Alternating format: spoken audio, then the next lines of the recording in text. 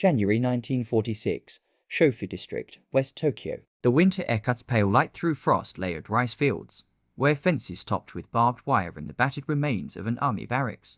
Inside, old tatami mats echo with hollow footsteps as morning reveille. The metallic clang of a makeshift bell reverberates against the stone. Overhead, a grey sky hangs so close you can almost taste the burnt cinders of war that have not yet settled. For dozens of Japanese women prisoners, mostly Red Cross nurses, teachers, radio operators, or even silent clerks in the former war bureaucracy, this morning is indistinguishable from those before. Anger, ritualized roll calls, long silences interrupted only by foreign commands echoing down cold corridors. But today, there is a peculiar commotion. In the makeshift mess hall, American officers bearing a folder of glossy paper announce a session, a cultural program. They call it, though the word is dimly translated. Suspicion runs through the women as they gather, shuffling on one feet, coats patched with salvaged fabric and meager supplies. They expect another lesson in allied procedures or instructions for rebuilding. Another day of silent endurance. Out comes the envelope. One by one, photographs are laid on the battered wooden table. Rita Hayworth, her smile dazzling beneath golden curls. Humphrey Bogart in a tuxedo. An exuberant Betty Grable, legs pin-up perfect, hands thrown wide in laughter. The prisoners stare at first in confusion, then in mounting astonishment. These images feel not just foreign, but impossibly distant, almost dreamlike. Why this moment? Why does it matter? In the charred heart of defeated Japan, where sustenance and hope are rationed and suspicion lingers thick, the show of glossy American celebrity seems almost cruel. To the women gathered there, American abundance isn't captured by GR rations or Red Cross crates, but by the unfathomable ease and joy reflected in every photograph. For a population taught to believe in the stoic virtue of sacrifice, confronting the effortless glamour of Hollywood feels both alien and provocative. The German and Japanese soldiers, now prisoners or parolees, had marched to war expecting glory, honor, perhaps even a noble death. Propaganda had described the Allies as soft, decadent, lacking in the spirit needed for true sacrifice. Japan's wartime censors, like their German counterparts, controlled every image from the outside world, permitting only those that reinforced the martial virtues of hardship and self-denial. Yet, now, in this cold, Spartan hall, the official image cracks. Real American faces, luminous and smiling from across the ocean, disrupt the myth entirely. What did the prisoners see? Some see frivolity.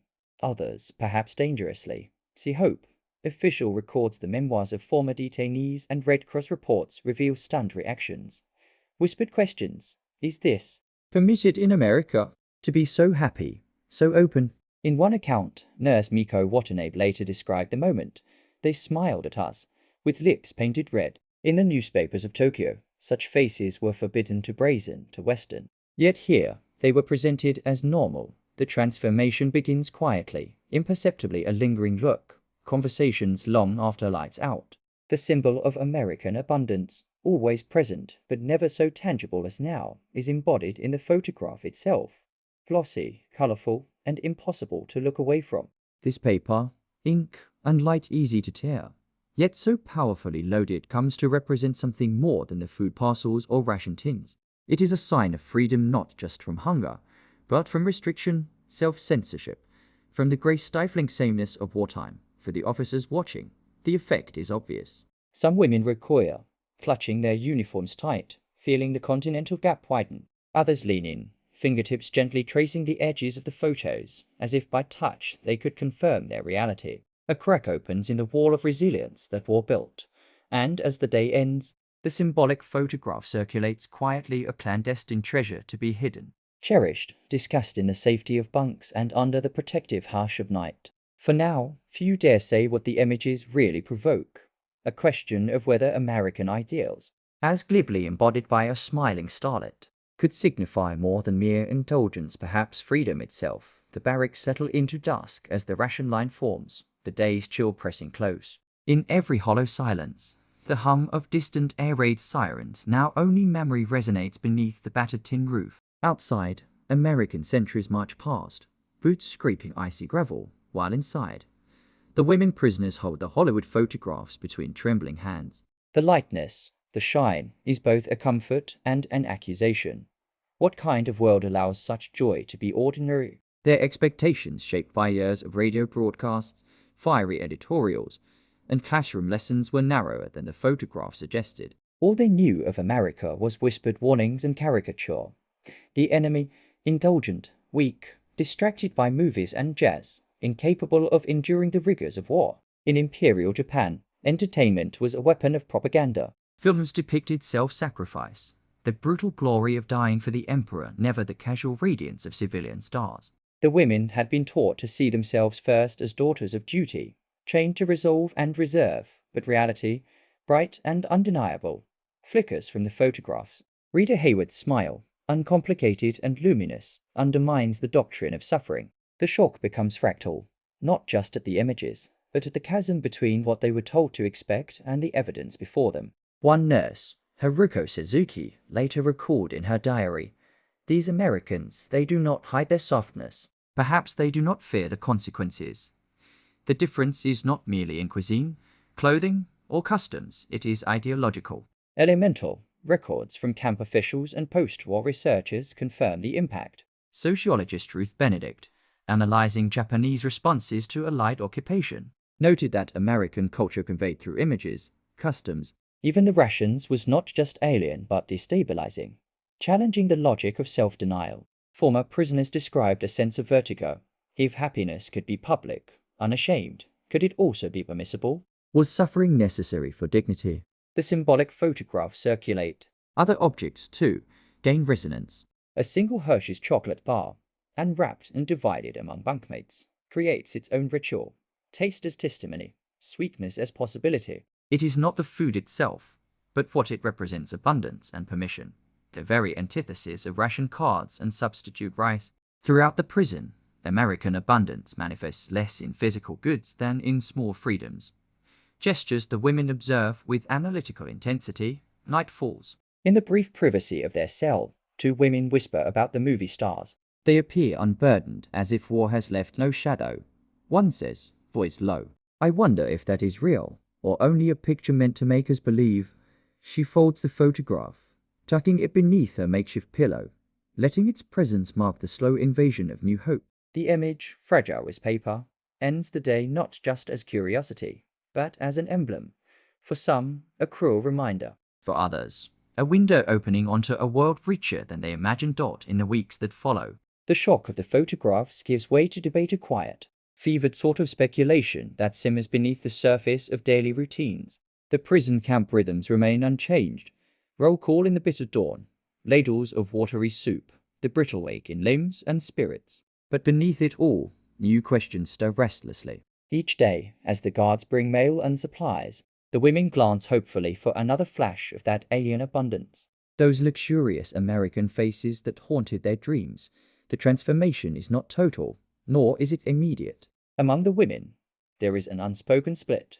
Those who scorn the images as proof of decadence, and those who nurse a dangerous, silent admiration. Nurse Yoshiko Tanaka, recording her impressions on scraps of scavenged paper, describes the photographs as both invitation and rebuke. "We were told our suffering was a virtue," she writes. "But now I wonder if happiness is something to be ashamed of, or to be desired in secret." She sketches the contours of a Hollywood smile by candlelight, as if by copying it, she too might become less burdened. Camp administrators notice shifts in behavior and attitude. Some prisoners request English dictionaries, anxious to decipher the magazine captions and understand more of the world glimpsed through glossy pages. Others hoard tiny bits of packaging wrappers from American gum, labels from canned peaches as talismans against despair. The chocolate bar, the ever-present symbol, is now carefully bartered, saved, and sometimes pressed into a diary as a relic of the unthinkable from the American perspective. These exchanges were intentional,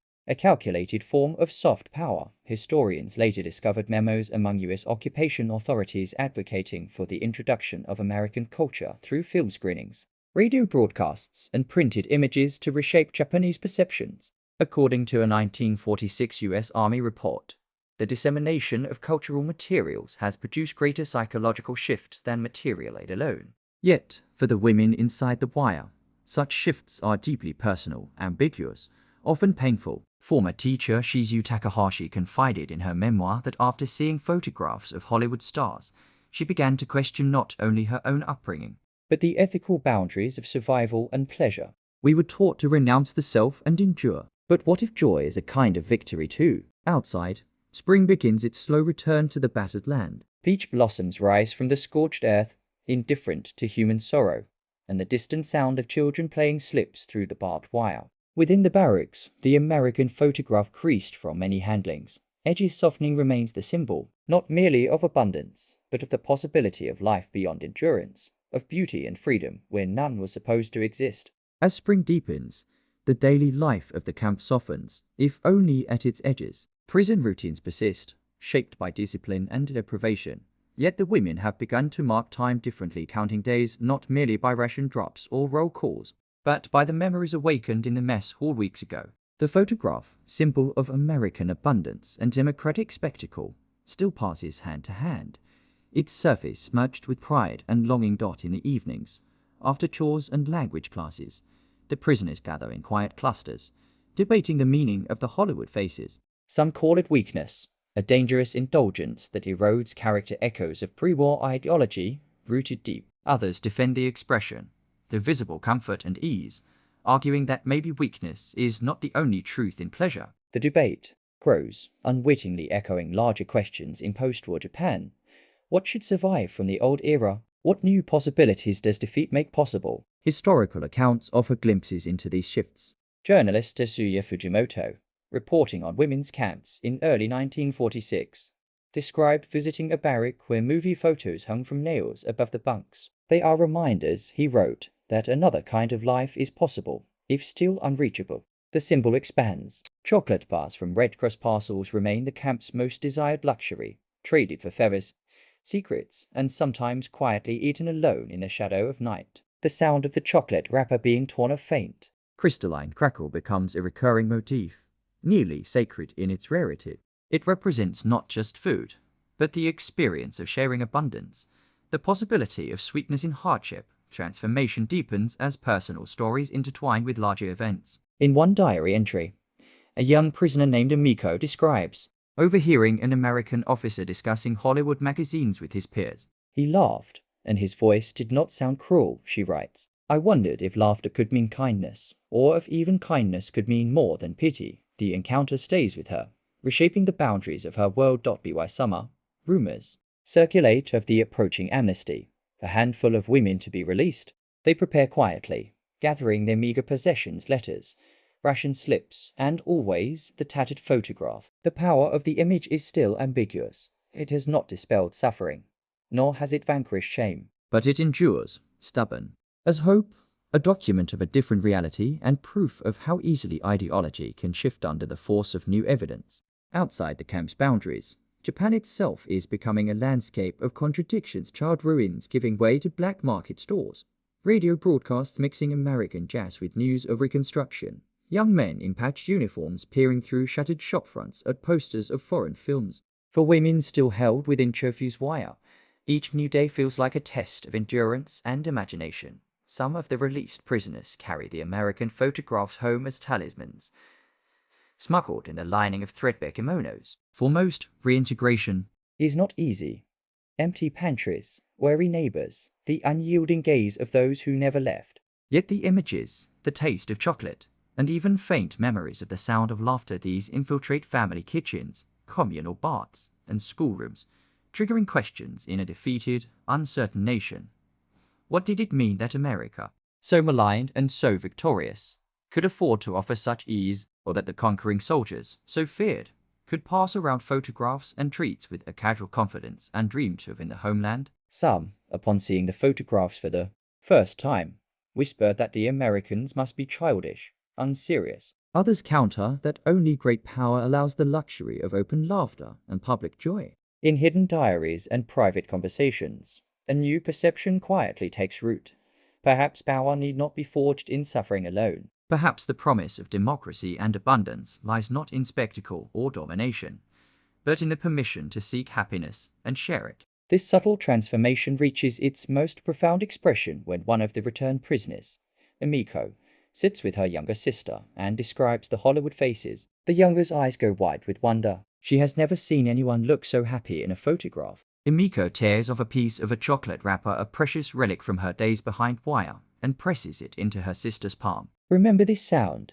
she whispers, recreating the delicate crinkle. "It means you can hope for something sweet again, even when everything else is bitter." The symbolic object multiplies in meaning. The photograph, the wrapper, the sound, they become proof not of defeat, but of possibility. That American abundance is not simply material, but ideological and emotional. An invitation to imagine a different life. For a generation brought up on the glory of sacrifice, this is a revolution of the quietest kind.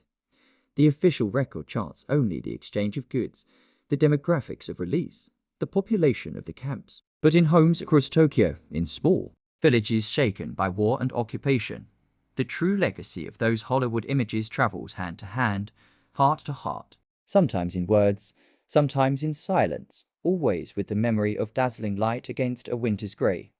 Years later, long after the camp fences have been torn down, and the scars of war covered by fresh paint and new pavement, traces of that winter linger in quiet ways.